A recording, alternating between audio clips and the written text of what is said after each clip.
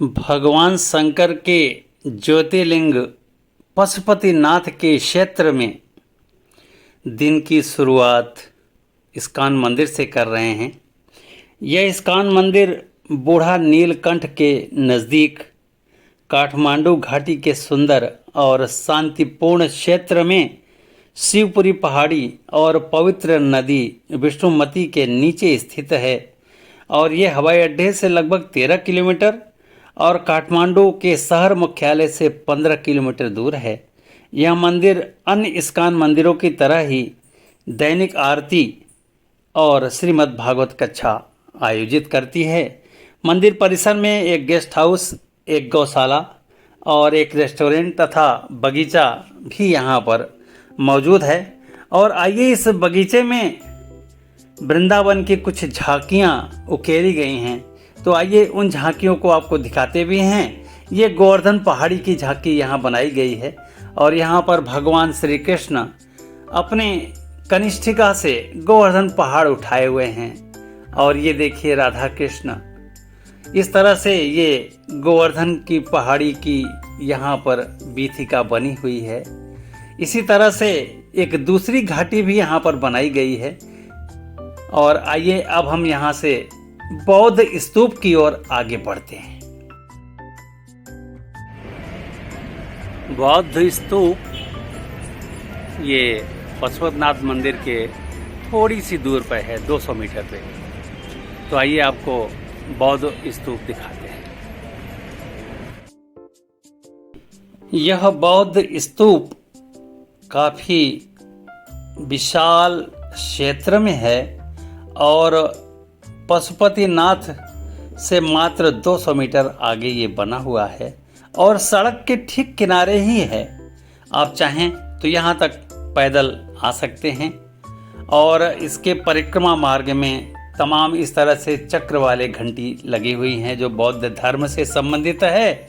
और साथ ही साथ इस तरह से ये एक यहाँ का पवित्र बौद्ध यंत्र बोलते हैं इसे, जो स्वर्णिम कलर में आपने अभी देखा। साथ ही साथ इस परिक्रमा पथ में पूर्व, पश्चिम, उत्तर, दक्षिण 4 कोनों में 4 मुनियों को यहाँ मंदिर के रूप में दर्शाया गया है इसी स्तूप के चारों किनारों पर। और यहाँ पर पंछियों को दाना चुगते हुए देख सकते हैं। तो ये जगह इस तरह से जरूर देखने लायक है। और ये रहा बौद्ध स्तूप। अब आइए यहाँ से अब हम आपको बूढ़ा नीलकंठ मंदिर की ओर लिए चलते हैं और वहाँ भगवान विष्णु से आपको मिलाते हैं। हमारे पीछे बूढ़ा नीलकंठ मंदिर है। आइए अंदर से आपको चल के मंदिर दिखाते हैं। यह मंदिर महाविष्णु को समर्पित एक ओपन टेम्पल है, ये खुला मंदिर जिसको बोलते हैं। और यहाँ पर नेपाली में इसको नारायण थन मंदिर के रूप में जाना जाता है। और इसे भगवान महाविष्णु की एक लेटी हुई मूर्ति के रूप में इसको पहचान मिली हुई है। भगवान विष्णु के क्षीर सागर में लेटे हुए मूर्ति नेपाल में ही है। और इस जगह का धार्मिक महत्व अत्यधिक है। बहुत से लोग इसे भगवान बुद्ध से भी जोड़ते हैं, लेकिन यहाँ पर प्रतिमा भगवान विष्णु का है। और साथ ही साथ ब्रह्मा और शिव भी इसी में समाहित हैं, इसलिए ये त्रिमूर्ति है। हिंदू धर्म, भागवत पुराण, विष्णु पुराण, महाकाव्य रामायण और महाभारत में समुद्र मंथन का उल्लेख है, जिसका सीधा संबंध गोसाई कुंड से है। नेपाली किंवदंती के अनुसार राजा प्रताप मल्ल, जिनका शासन 1641 से 1674 के पास भविष्य सूचक दृष्टि थी, दर्शन में यह दावा किया गया कि राजा को श्राप मिला था कि यदि वो राजा इस मंदिर का दर्शन करेंगे तो उनकी अकाल मृत्यु हो जाएगी। इस दृष्टि के परिणाम स्वरूप उन्हें विश्वास हो गया था कि यदि नेपाल के राजा बूढ़ा नीलकंठ का मंदिर करेंगे तो उनकी मृत्यु हो जाएगी।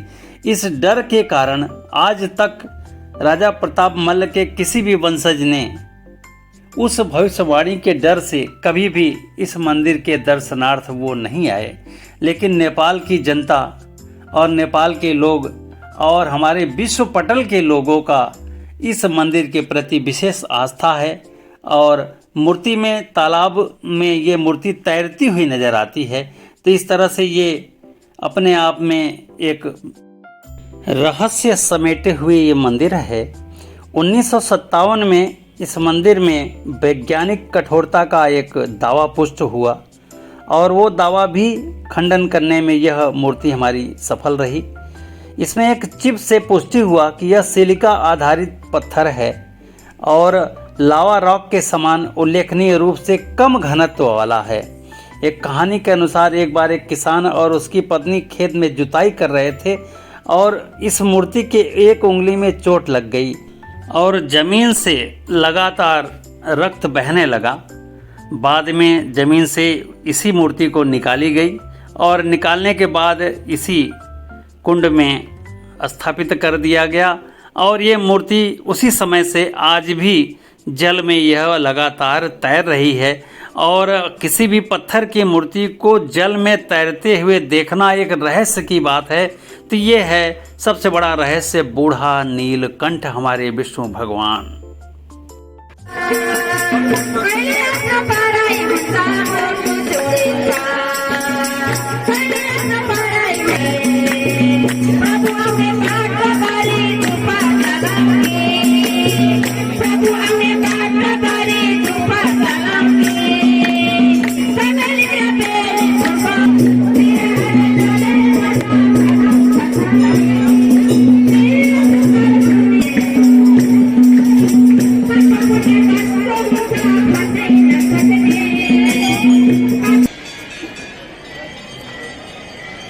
हमारे पीछे आप बूढ़ा नीलकंठ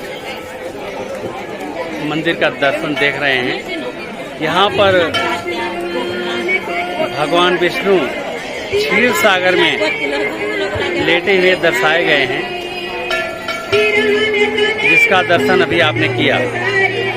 तो बूढ़ा नीलकंठ वाकई में सुंदर प्लेस है यहाँ का।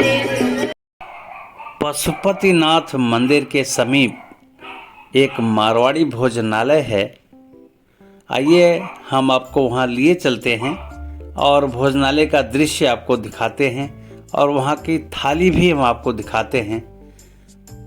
स्वाद में अपने राजस्थान का टच है इनका।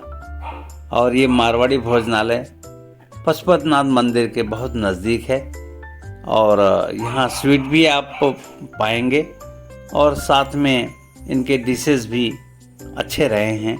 मेरा अनुभव यही है।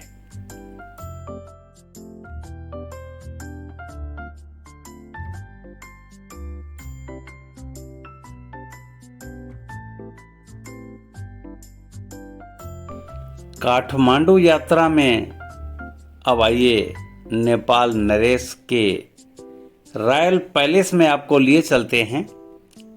और रॉयल पैलेस जैसा कि नाम से ही विदित है कि यहाँ पर नेपाल के राजा का प्रशासनिक निवास बहुत पहले से रहा करता रहा है, परंतु आज नेपाल नरेश के रहने की जगह कुछ और है और ये हम जैसे पर्यटकों को देखने के लिए इस समय सुलभ है।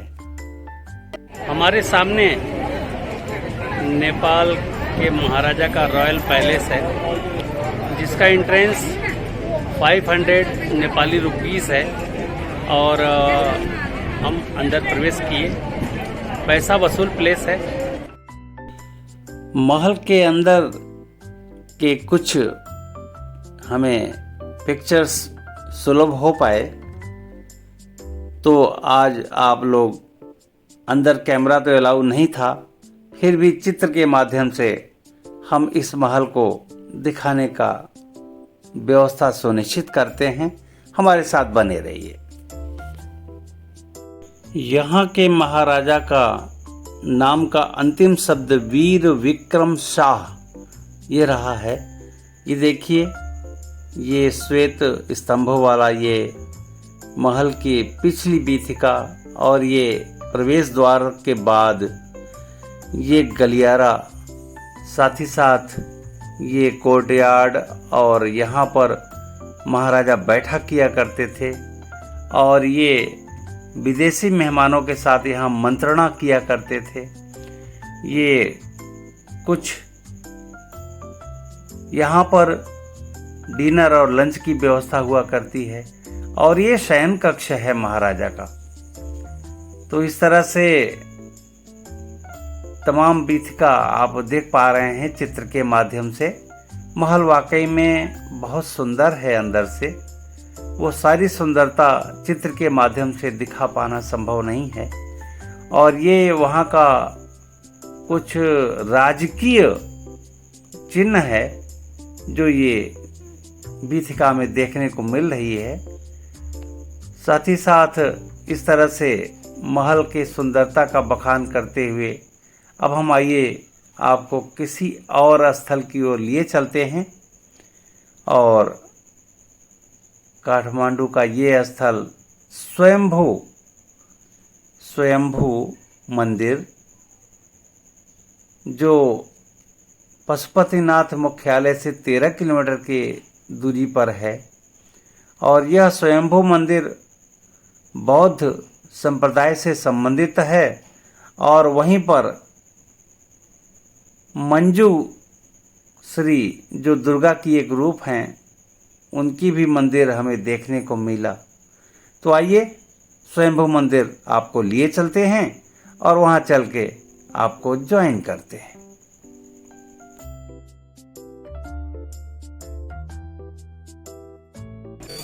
मंजूश्री देवी से मिलते और मिलाते हैं और उनको नमन करते हैं।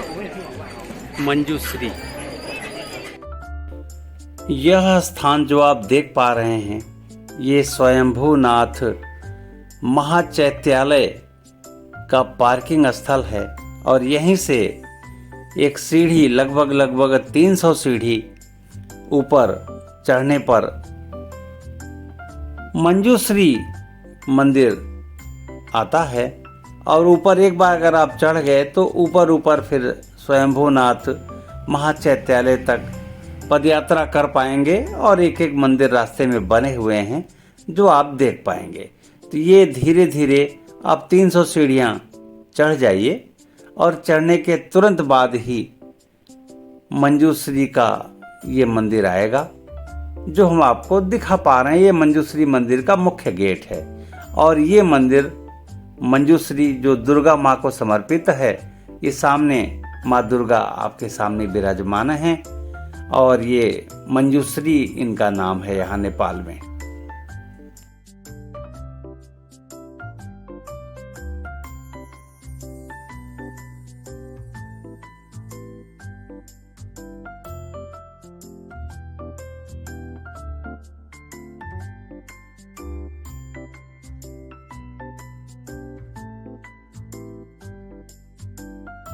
मंजूश्री मंदिर माँ दुर्गा को समर्पित मंदिर है जैसा कि आपने देखा और यहाँ पर इनकी बड़ी मान्यता है मंजूश्री मंदिर का। मंजूश्री मंदिर के समीप ही धर्मचक्र मंदिर महात्मा बुद्ध को समर्पित है और एक लामा तिब्बत से वहाँ तक आए, प्रदक्षिणा करते हुए साष्टांग दंडवत करते हुए यहाँ तक आए। इस वजह से ये धर्मचक्र मंदिर भी महात्मा बुद्ध को समर्पित है जो अति प्रसिद्ध हुआ। आइचेन थोक्जे छोइलिंग गुम्बा ये सामने है हमारे। तो चलिए, ये बौद्ध धर्म से संबंधित है तो आइए इस गुम्बा से मिलते हैं और आपको भी ये गुम्बा दिखाते हैं। धर्मचक्र मंदिर ये बौद्ध संप्रदाय का एक प्रमुख मंदिर है स्वयंभूनाथ महाचैत्यालय में। और अब आप भगवान बुद्ध को यहाँ देख पा रहे होंगे और इस मंदिर की व्याख्या ऐसा है जो यहाँ पर यहाँ के बैठे हुए महात्मा जी ने इस मंदिर के बारे में हमें बहुत कुछ बताया जो उन्हीं के मुखार बिंद से सुनते हैं। धर्मचक्र मंदिर। अच्छा, इसका क्या कुछ विशेष महत्व बताएं?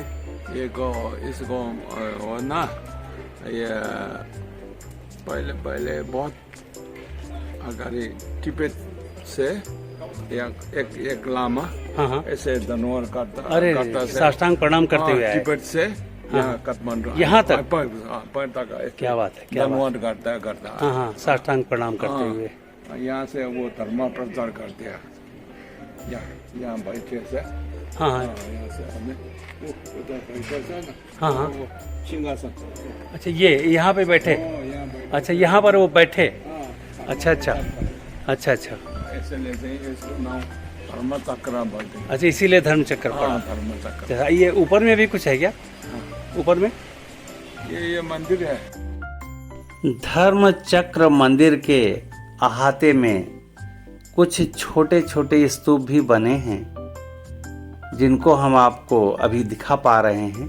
ये धर्म चक्र मंदिर का पीछे का भाग है और यहाँ पर छोटे छोटे स्तूप बने हैं और इन स्तूपों को देखने के बाद चंद सीढ़ियाँ उतर के हम फिर मुख्य मार्ग पर आ जाते हैं, जहाँ पे एक श्वेत रंग का स्तूप फिर हमें देखने को मिला, जहाँ पर आप पर्यटकों को सेल्फी लेते हुए देख सकते हैं और उनको यहाँ पर विचरण करते देख सकते हैं।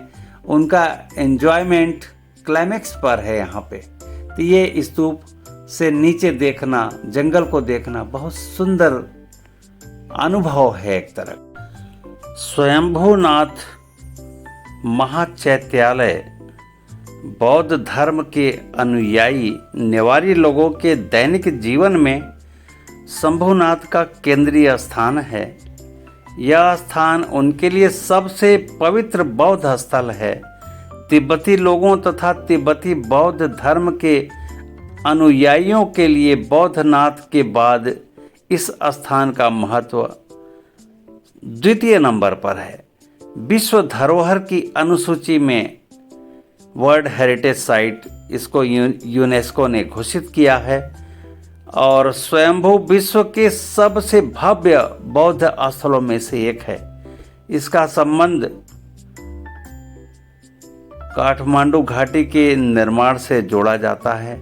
काठमांडू में 3 किलोमीटर पश्चिम में घाटी से 77 मीटर की ऊंचाई पर यह स्वयंभू मंदिर स्थापित है।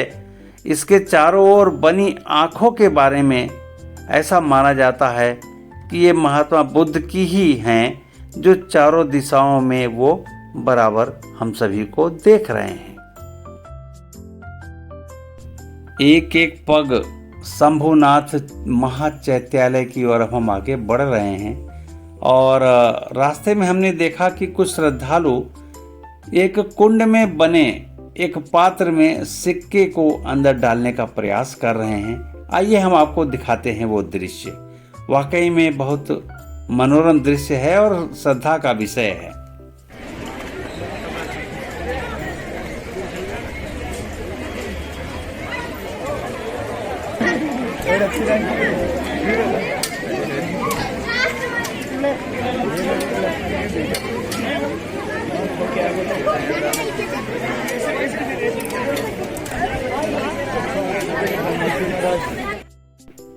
ब्रास का ये काफी विशाल घंटा और उसके पीछे श्वेत रंग का स्तूप, यहाँ पर भी पर्यटकों की भीड़ आप देख पा रहे होंगे।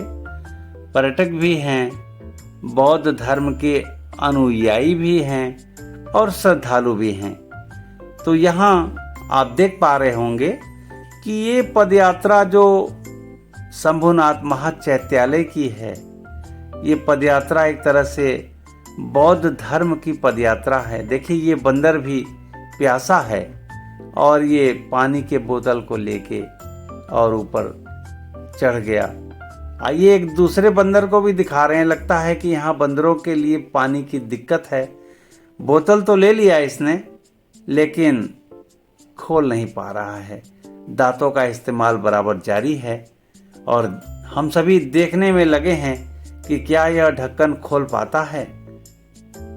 यदि मनुष्य होता तो ढक्कन को घुमा के खोल लेता, लेकिन बंदर वृत्ति है और इसने ढक्कन को अपने दांतों से बाहर कर लिया। अब देखिए पानी पी रहा है।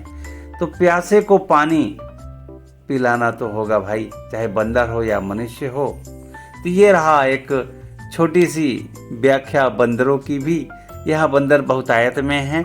अपने सामानों की सुरक्षा स्वयं करिए और बंदर कभी भी आपके सामान को लेके ऊपर जा सकते हैं। अब आपको एक बौद्ध मुनि की कहानी सुनाते हैं जो यहाँ पर बैठे पुजारी जी ने हमें बताया। कहाँ तक सत्य है ये आप लोग अपना चिंतन करिएगा। हम आपको यहाँ पर वो गुफा दिखाते हैं।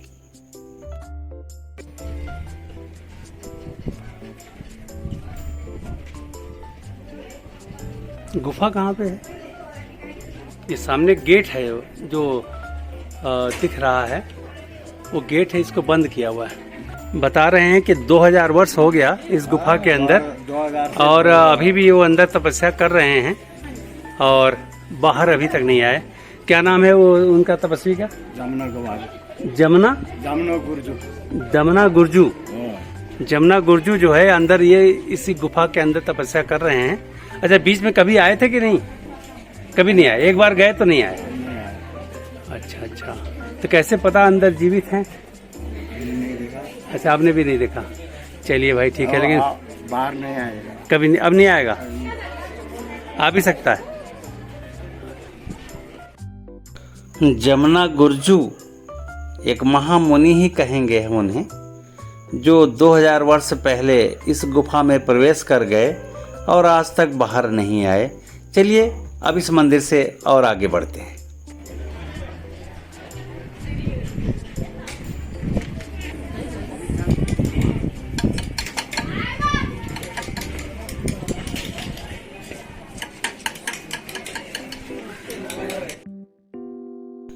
पत्थर के ऊपर छेनी और हथौड़े के चोट से नक्काशी बनाने का काम यहाँ के कलाकार किया करते हैं पूरे दिन और यही इनकी रोजी रोटी है। हम सभी इनको अप्रिशिएट करते हैं, इनके कला को अप्रिशिएट करते हैं और इनके द्वारा किए गए रेट को निर्धारित इन्होंने स्वयं किया है और उसको हम सभी खरीद कर अपने घरों में लाते हैं। इससे बड़ा अप्रिसिएशन इन कलाकारों के लिए और क्या हो सकता है। चलिए अब स्वयंभूनाथ महाचैत्यालय की ओर हम आगे बढ़ चले और इस समय ये एक देवी का मंदिर है। नाम तो हम नहीं बता पा रहे हैं इनका, लेकिन ये स्वयंभूनाथ महाचैत्यालय के ठीक सामने ये देवी जी हैं और इनकी आस्था, ये देखिए ये देवी जी की प्रतिमा है और इस तरह से, और ये महासंकीर्तन स्थल भी है उनका। संभवतः दुर्गा जी का ही एक रूप होंगी आप भी। अच्छा, यहाँ के महाचैत्यालय में ये जो आंखें देख रहे हैं चौकोर स्तंभ के ऊपर, इस महास्तूप के ठीक ऊपर चौकोर स्वर्णिम कलर में, ऐसा लोग बताते हैं कि ये महात्मा बुद्ध की आंखें हैं जो हम सभी को बड़े प्यार से निहार रही हैं। तो ये भाव यहाँ पे इस स्वयंभूनाथ महाचैत्यालय की है। तो चलिए अब आप इस चैत्यालय के घंटियों को बजाते हैं और आप बजते हुए अनुभव करिए। स्वयंभूनाथ महाचैत्यालय पर पहुंचकर नीचे की ओर देखना और कम से कम 1000 सीढ़ियों वाला यह महाचैत्यालय देखते बनता है। ये देखिए लगभग 1000 सीढ़ियां हैं यहाँ से भी लोग उतरते और चढ़ते हैं सीधे महाचैत्यालय के लिए। तो आइए बंदरों की टोली से आपको मिलाते हैं।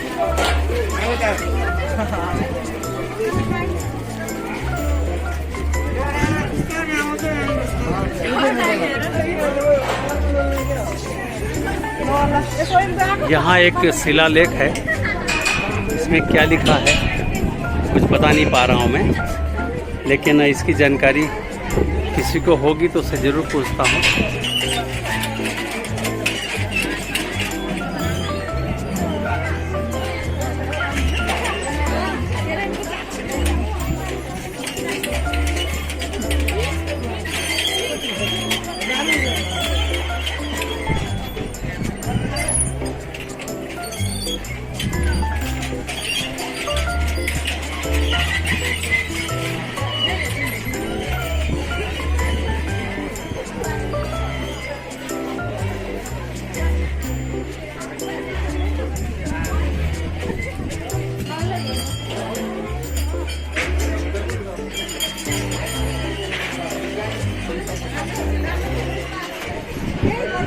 स्वयंभू मंदिर,